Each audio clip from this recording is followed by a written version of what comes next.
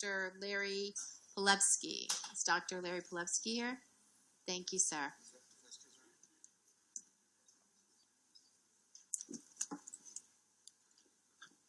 Good afternoon, and thank you for the opportunity to speak before you. As a medical student starting in 1983, I was taught to critically think, and there are a couple of assumptions that we've heard today that I'd like to challenge. One of the assumptions that we heard is that high vaccinations protects those vulnerable, and it reduces the probability of those people vaccinated to spread the germ to others. Never once in my 37 years have I ever seen a study that showed that a vaccination makes the bacteria or the virus disappear from the body of those who are vaccinated. And yet, all we continue to say is that once a vaccine is given, not only are people immune, but the bacteria and viruses are no longer in their bodies to transmit to others, and that is not true. We also heard that once you're vaccinated, you are immune. Well, actually, the textbooks don't say that. The textbooks say that 2 to 10% of children who receive a vaccine actually don't develop an antibody at all.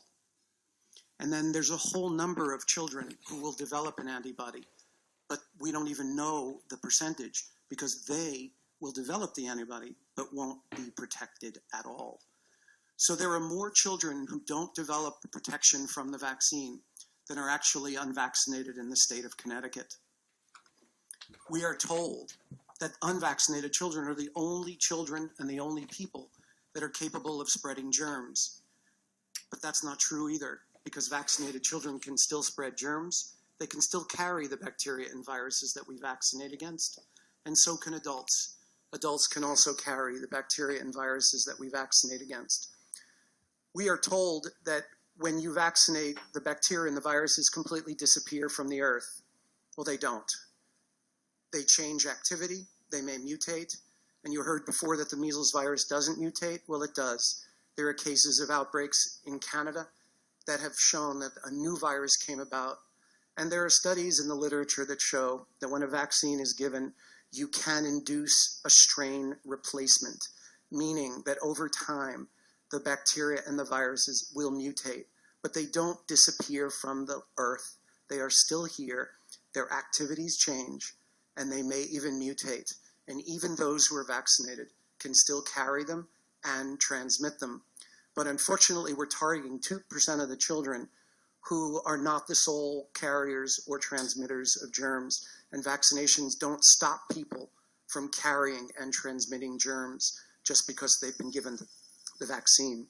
And my last point is we heard that vaccines are unequivocally safe.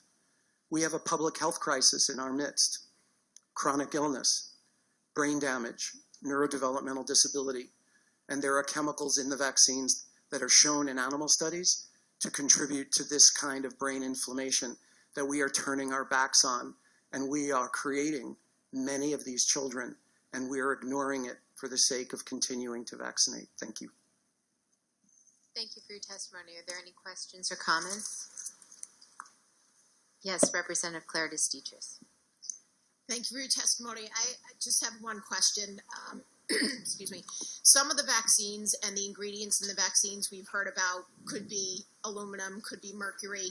Is there some concern that when these ingredients are given to such young children that as we've heard, their immune systems are not completely developed yet, if it stays in their system and or stays in their brain and does not come out of their system, as what we've heard is it's supposedly supposed to leave their system? What are your thoughts on that? Well, you heard earlier that there's no real concern about aluminum because it's such a small amount, and so it really shouldn't matter. But the kind of aluminum that we put into vaccines is a different kind of aluminum that we see environmentally. This is called a nanoparticle, and nanoparticles bind really tightly to the bacteria antigens, the virus antigens, the food protein antigens, and any other contaminants that are in the vaccines that we may not know about. And we know that the biochemical properties of nanoparticles is that they are capable of entering the brain. And so we have not evaluated the safety of the aluminum nanoparticle and its injection and where it goes when it gets into the body and whether it gets into the brain. Do vaccine ingredients belong in the brain? No. Do they get into the brain? No one has ever studied it, but animal studies using the same chemicals that are in vaccines that we give to children directly demonstrate that the vaccine ingredients do enter the brain. We are ignoring this information.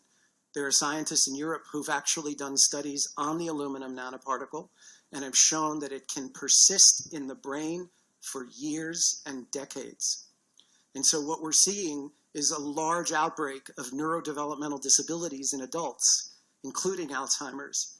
And one of the main factors that they're finding in the brains of people with Alzheimer's is the aluminum nanoparticle that's directly related to the vaccines that we're giving.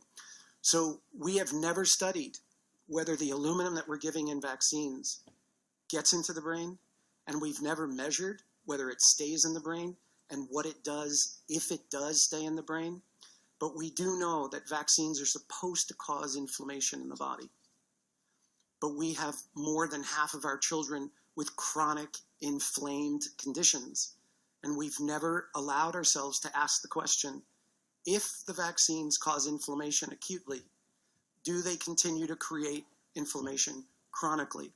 We have 1 in 5 with neurodevelopmental disabilities, 1 in 10 with ADD and ADHD, 1 in 35 with autism, 1 in 11 with asthma, and 1 in 20 under the age of 5 with seizures. And the autoimmune diseases are exponentially rising, and we are finding that the viruses and the bacteria that we're injecting into the body, along with the adjuvants, create something called molecular mimicry, which means the body sees those viruses thinking that it's foreign, but actually finds pieces of those viruses that match pieces of the self. And the immune system doesn't differentiate between what it's been told to reject and itself. So it will turn the immune system on itself, leading to an autoimmune condition. We know this about hepatitis B, we know it about the Gardasil vaccine, and we know it about the flu vaccine. And we continue to say unequivocally that the vaccines have been studied effectively and that they're safe, and that's just not true. Thank you for your testimony. Thank you for your answer. Thank you. Madam. Thank you, Representative Steinberg. Thank you, Madam Chair. Dr. Palevsky, good to see you again. You know, I've been intrigued by your statement when we met previously with regard to the aluminum adjuvant passing through the blood-brain barrier, and I've done a little research of my own. I'm not a physician. I gave a pre-med freshman year in college. I pass out of the side of blood. But I did do a little research, and it suggests that the aluminum was chosen as an adjuvant because it's particularly immobile, and because of its solubility, it does sort of fall apart pretty easily. But that as a nanoparticle, it would need to be charged before it could pass through the blood-brain barrier because the membrane is hydrophobic and would not make that possible.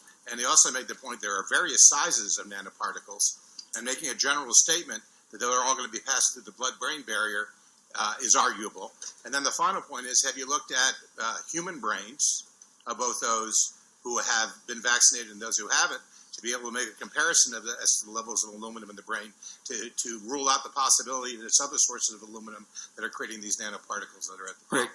Thank you. I'll answer the second one first. There have been studies looking at the brains of people who had autism and those who didn't, and compared the percentage of aluminum. And it was exponentially larger in those with autism than those who had no neurodevelopmental disabilities. But I do want to mention that aluminum is not in vaccines in a vacuum.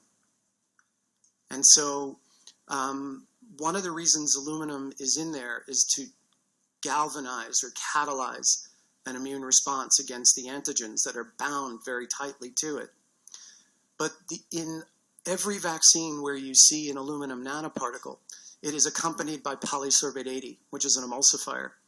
And an emulsifier can go through both water and fat materials. And any of the experts that I've ever asked, why is polysorbate in the vaccine? They have said, quote, to help disperse the vaccine material away from the vaccine injection site. So polysorbate 80 is known as an emulsifier. It's also used by drug companies to bind to drugs to assist drug delivery into the brain. So polysorbate 80 can pass through the brain, and when it binds very tightly to aluminum. And in animal studies, when using drugs bound to nanoparticles, bound to polysorbate 80, you massively increase drug penetration into the brain than if you didn't have the polysorbate 80 alone. So polysorbate 80 is a disperser. It does move things away from the injection site, and it increases the potential for entry of whatever is attached to the polysorbate 80 into the brain. There's another chemical in the vaccines called 2-phenoxyethanol, which actually disrupts the health of the cell membranes of the body. It's well known to be a detergent in that respect, and yet we don't study it to see what it does when it's injected into the body and whether it actually changes the cell membrane that would allow almost anything from the vaccine or even from the bloodstream to enter into cells or enter into the brain. And we know that aluminum as a nanoparticle can destroy mitochondria. And mitochondrial disease is one of the basic pathophysiological findings in people with chronic inflammatory conditions. We also know that the aluminum nanoparticle can destroy the waste product removers of the cells. Those are called the lysosomes. Those aluminum nanoparticles that can destroy the lysosomes change the way the cells remove wastes and inflammation. Therefore, you are increasing the potential for chronic inflammatory conditions. Polysorbate 80 can go right through the cell membrane. 2-phenoxyethanol can destroy the cell membrane and allow material to go in, and anything bound to the aluminum can still go into areas where it shouldn't go in. And so when you hear millions of parents, it's not even hundreds of thousands, but when you hear millions of parents saying, my child was fine and then deteriorated pretty badly, and you have millions of parents hearing from their physician, that had nothing to do with the vaccine, but the parents saw it right in front of them. It's our job to say, is there something in the vaccines that actually can penetrate the brain, that can disrupt the mitochondria, that can destroy the lysosomes, that's doing this?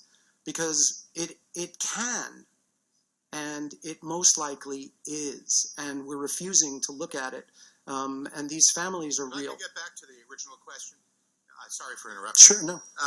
You mentioned the surfactant, which seemed to be a very important part of the ability to pass the blood-brain barrier.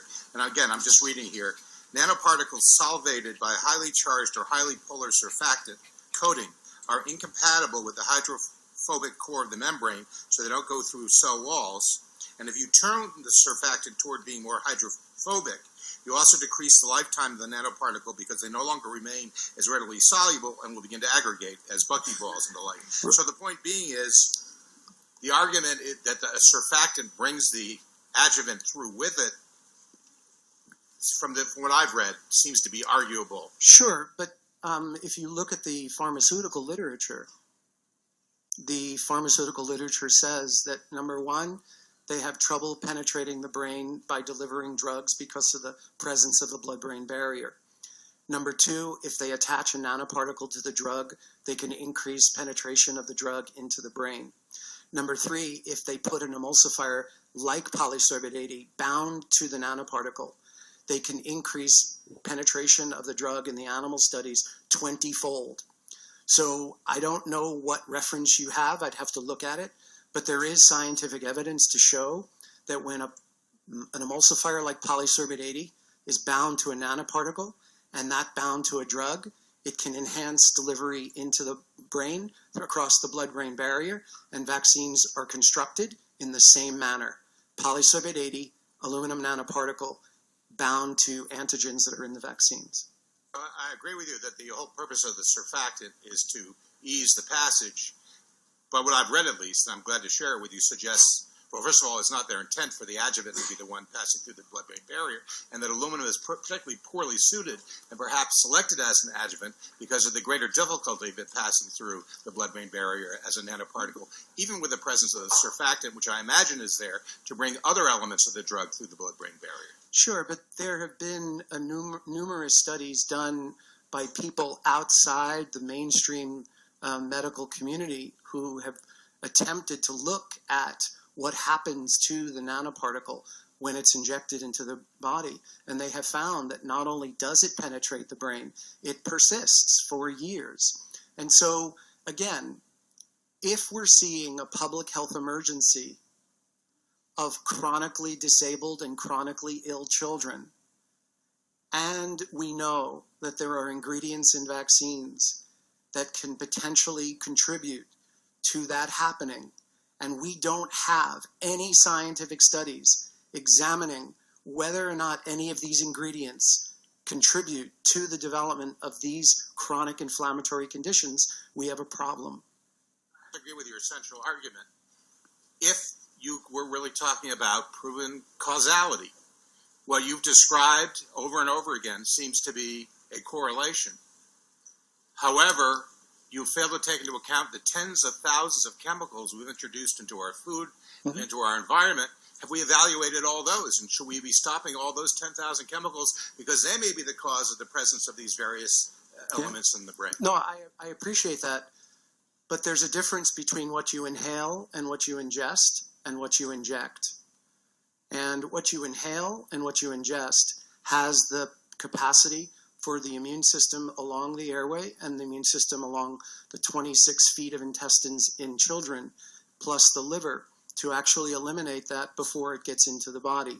But when you deliver it through an injection, 100% of it gets in, and it's never been studied as to what happens to it and whether or not it stays in the body, and what it does when it stays in the body, and what does it bring with it, especially since we know that there are contaminants in vaccines, like foreign cells, like foreign DNA. I mean, in 2005, the FDA reported that they knew that there was foreign DNA in the vaccines, and they didn't study it at all.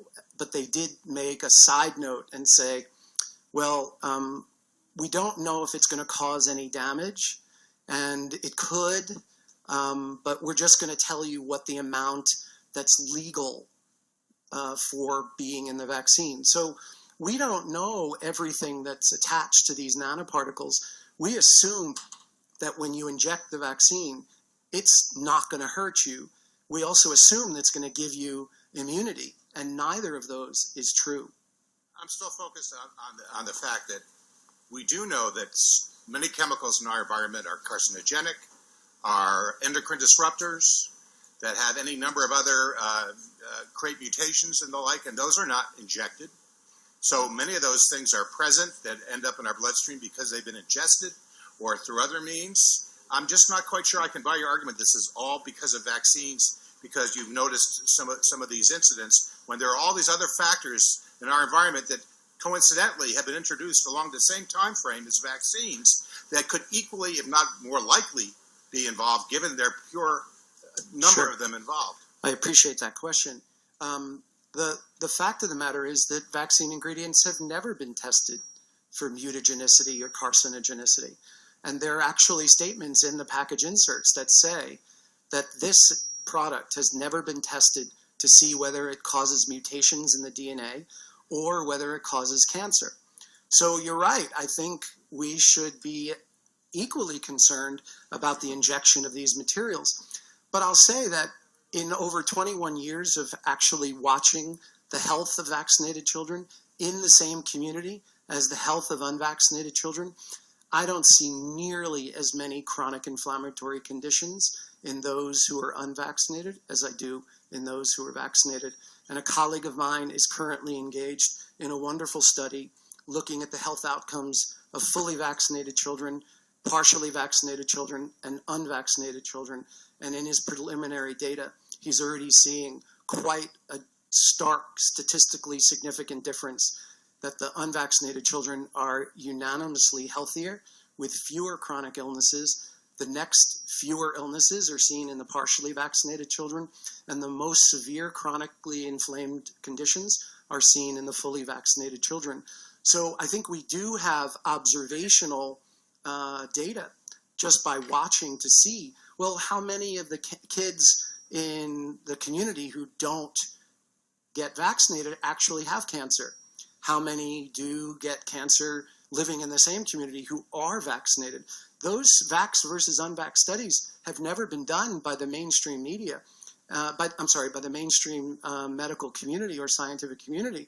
So I agree with you. I think environmental chemicals are definitely a concern, but we're seeing stark differences just based on vaccinated versus partially vaccinated versus unvaccinated in the same communities. And we're seeing it in the same families, where you have parents who vaccinated their eldest child, saw very significant damage done to that child, and then had 2 or 3 more children and did not vaccinate them or partially vaccinated them. They have their own study because they see that the youngest who have not been vaccinated are far and away the healthiest, living in the same home, living in the same environment, the same exposure to toxins, the same exposure to parenting, same foods, same medical care, and different health outcomes. And my experience is that the medical community refuses to acknowledge that there are faults with the vaccination system that are much greater. Vaccine injury is much more widespread than we're giving it credit for. And when you have 2 to 10% of your children in the community who might not even develop an antibody, you already have a tremendous number of children who are not even immune. So we're saying that all these children are immune, but vaccination doesn't guarantee immunity, especially for those who don't develop an antibody, and then for those who do and don't even get protection even if they do. It strikes me that we're sitting in a scientific community and we're saying that if you vaccinate a child, the virus or the bacteria just disappear from their body and they can't transmit it anymore. That has never been proven, but it is generally believed to be true. And we propagate that without really looking at the science. So we're making a lot of assumptions that the only people carrying the germs that we have to worry about are the unvaccinated, because somehow the adults don't carry it, and somehow the vaccinated couldn't possibly carry it because they've been vaccinated, even though more than 10% of them might not even be immune from it. So there are a lot of assumptions here that I think we're just agreeing to that really is not scientific at all. I would certainly agree with you. There are a lot of assumptions in this conversation. Representative Michel. Thank you, Mr. Chair. Thank you, Dr. Palevsky, for coming to testify. I have some questions to ask. 2 questions. One, why do doctors recommend that all pregnant women receive a flu and DTaP vaccines if vaccine products have never been tested for safety during pregnancy, and when there are no studies to prove that it even prevents these infections in infants? And does the recent study about flu vaccines and increased miscarriage rates concern you? I'll answer the second one first.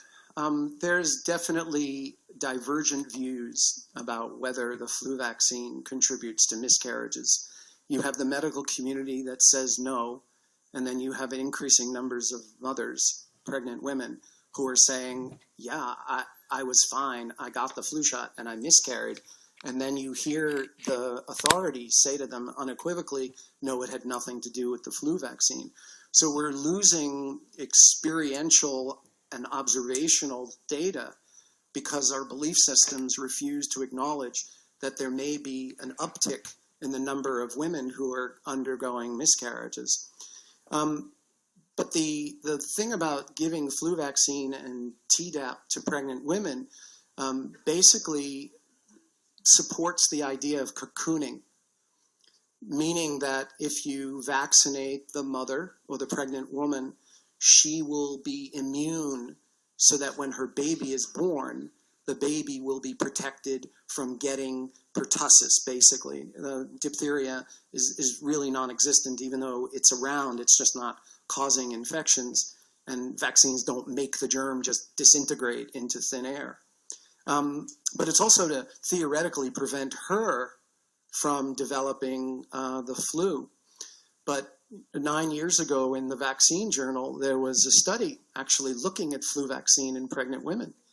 And it showed that women who were given the flu vaccine had increasing inflammatory markers. And nobody knows what they mean.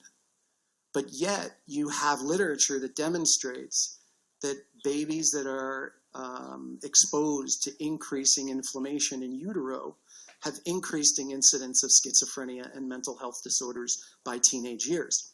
So again, we're not looking at the long-term effects of injecting material that does cause inflammation. And then again, if it does cause inflammation, how chronic is that inflammation? Does it persist? And then when you re-vaccinate and get further exposed to other factors in your environment that stress you, are you creating a downhill effect of further disease? And last, why vaccine products only safety tested for days or months rather than 4 or 5 years, as with pharmaceutical drug products? And why don't vaccines use the gold standard in a placebo-controlled double-blind studies to prove safety as is used for all other pharmaceutical products? So I do want to say that you heard before that vaccines are double-blind, randomized, placebo-controlled study, but they're not. And I would love to have the opportunity to work through the scientific literature to show that not one ingredient in vaccines has ever been injected into a group of kids with a control group that's given a placebo. That's never happened. But vaccines are not considered under the same standards of medicines. They're considered biologics. And the vaccine industry has adopted and given permission to not study vaccines the same way medicines are studied. They also have said publicly that it's unethical to keep children unvaccinated during a study. So that's why they say we don't see studies looking at 4 weeks, 8 weeks, 12 weeks, 6 months later. I mean, we do have these surveillance studies, but, you know, if a child gets vaccinated at 2 years of age and then 6 months later, never having had asthma, starts to get asthma, even though there's evidence in the literature how vaccines can favor the development of a wheezing illness, we have no data to actually say yay or nay that that vaccine, in combination with what the kid got in the first 2 years, may have contributed to the onset of that chronic inflammatory condition. So we are demanding that the proper safety studies be done, and we are told that they won't be because we can't leave children unvaccinated for any length of time. And then when we say, well, we have all these kids who are unvaccinated who can be in the study, they say, well, they don't have the same demographics, they don't have the same diets, they don't have the same home environments, so we really can't compare one to the other. But we do have the families who have the fully vaccinated, partially vaccinated, and unvaccinated kids. And we don't have the full study yet, but we have tremendous observational data that show that these kids who are unvaccinated are much healthier. Thank you. Are there any other questions or comments? Thank you for your testimony, Great, Doctor. thank you. Next up.